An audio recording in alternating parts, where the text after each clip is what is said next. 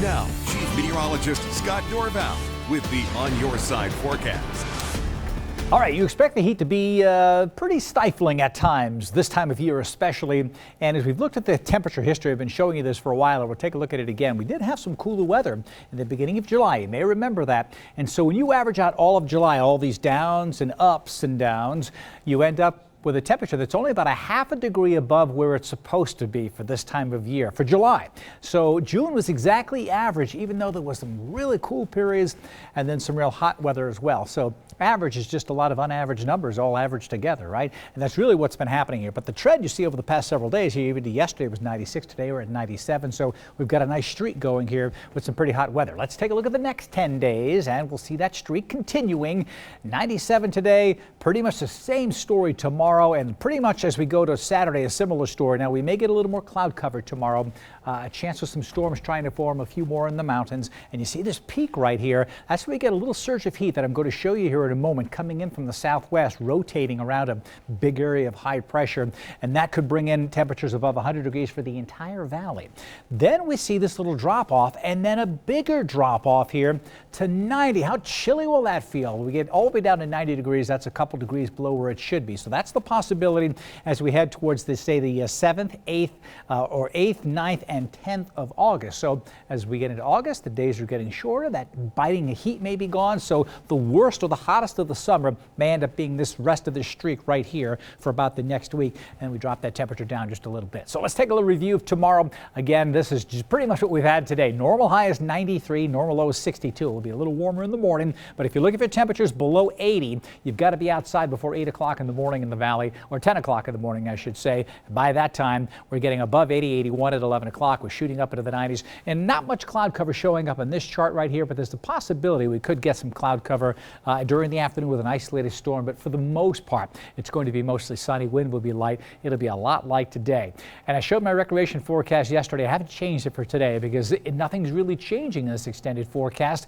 The bottom line is conditions are good for pretty much every activity outdoors, but I've got yellow here for caution because of the excess heat during the afternoon. I know it's not that far above average, but it's that time of year. Again, heat exhaustion, heat stroke can occur pretty easily if you're not paying attention. So lots of hydration going on. Hot temperatures are likely over the weekend. Satellite picture shows some cloud cover pushing to the north and to the east here between Stanley and Sun Valley is our only shower activity. Another red flag warning for western Montana. They're the ones who are getting hit with the new fires, new lightning strikes starting fires. But dry conditions in the Treasure Valley, dry in the Magic Valley as well. The wider view shows our monsoon moisture tracking off to the north and to the east. You can kind of see this direction right here with these storms. There's a wind report right there.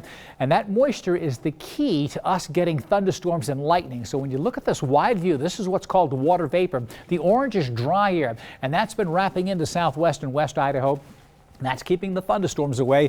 This is the core of the heat. It's staying to the east and wrapping around it. This is the subtropical moisture, that monsoon moisture that comes in. Sometimes it heads towards southwest Idaho. A lot of times it peels off Salt Lake City.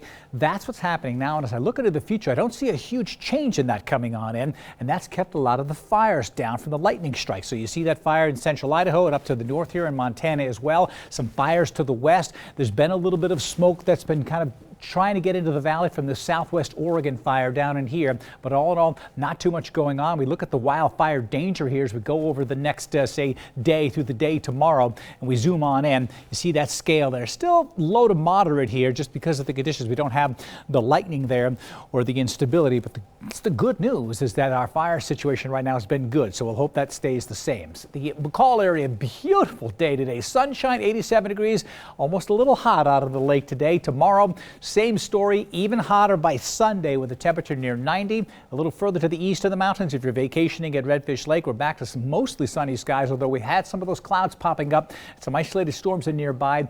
But again, that extended forecast keeps us with temperatures in the 80s all the way into the weekend, could be 87. But notice tomorrow, this is the difference, a chance for some thunderstorms popping up in the central mountains tomorrow. Here's that future cast. You can see the heat and the cool weather battling. Here comes a little surge of hotter weather. That's Sunday hitting 101. That shoots on by, and then a little bit of cooler weather tries to move in for next Tuesday. And there's that temperature drop. And as we move in a little bit later, this pool of cool air may expand to the east, and just the core of the heat will drift to the east. And that's August 9th and 10th, that first week of August, where it starts to cool a little bit across the northwest. and that gives us some temperatures that may only be around 90 degrees. So this is a good look here on the 8 to 14 day outlook if you're looking for a little relief from the heat. Let's take a look at our exclusive true view of tomorrow's weather today. When you look at the numbers here, it's a lot like today. We certainly will see that, and we'll take a look at the Western Valley being right around 100 degrees, if not 101 in some Western Valley locations. Boise at 98. A slight chance for an evening storm. It's probably not going to happen in most locations, but it's out there. Your typical summer weather, and same thing in the West Central Mountains. We're 96 in Garden Valley. This looks a lot like today, doesn't it? Same story coming up for tomorrow. 88 in McCall and the Stanley Sun Valley areas that I mentioned. A better chance for a late day storm developing tomorrow with temperatures in the 80s, while the Magic Valley tomorrow, high temperatures in the 90s, just like today. And my extended forecast showing the hottest day over the weekend on Sunday. Wow, the heat will be there, and maybe even a stray storm. So I want to ask you about the haze again, because a lot of people are saying, where's the smoke coming from? And you're saying a lot of this has to do with the... It looks like the Southwest Oregon wildfires. You're explaining how the sun is beating down and causing... It bakes the pollution and causes ozone, but that's invisible, so we don't see that. That doesn't give us the haze. It's particulates that you're seeing from smoke from probably those Southwest Oregon fires. All right, but so far so good in Idaho. Yeah, we've been doing well. Let's keep it this way. All right, we still have August. Yes, we do. And September.